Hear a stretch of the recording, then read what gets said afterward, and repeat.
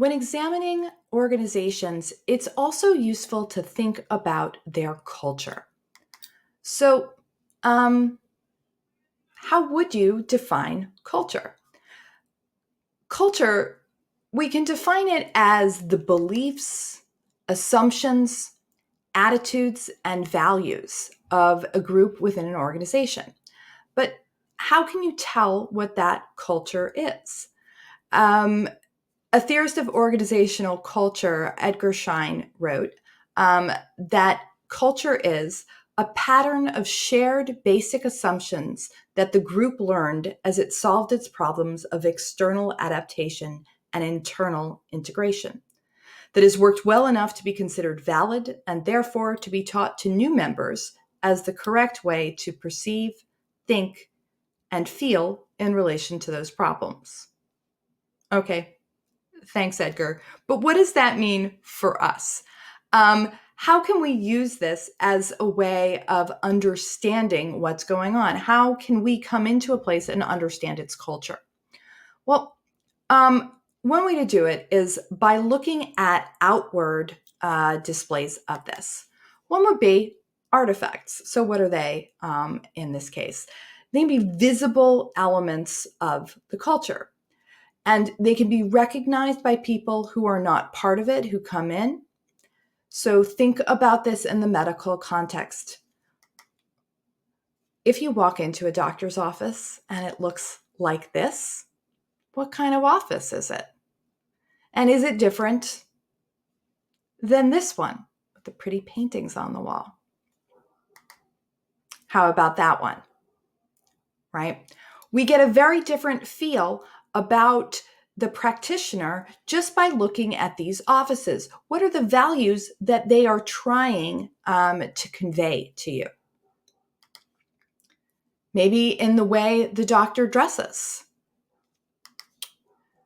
We see a difference here in terms of if you're in your suit versus the white coat versus scrubs, right? We're sending different signals just in this very way. What's the nursing staff wearing? Right? Think about this. I'm pretty sure that last one is in a pediatrician's office, and that's there to make the patients feel safe and comfortable, and it's playful. But I'm not sure that I necessarily want to see that if I'm going in to see an oncologist.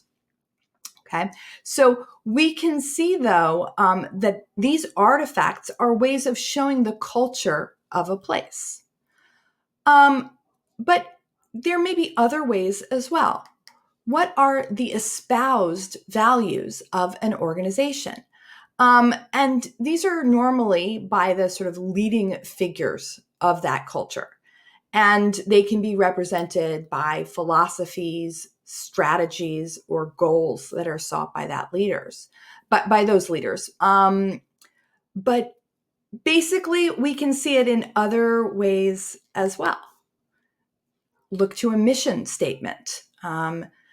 Maybe we can also look at the way the organization represents itself to the world. So if I have this is an ad for St. Peter's University Hospital, my job is truly a labor of love. Okay, and here she is. She's a newborn ICU nurse, so we get that wonderful play on labor. Okay, but what is the message that you're supposed to get when you view this? How is it different than this one from Mass General Hospital? How do you build a long-lasting relationship with a patient?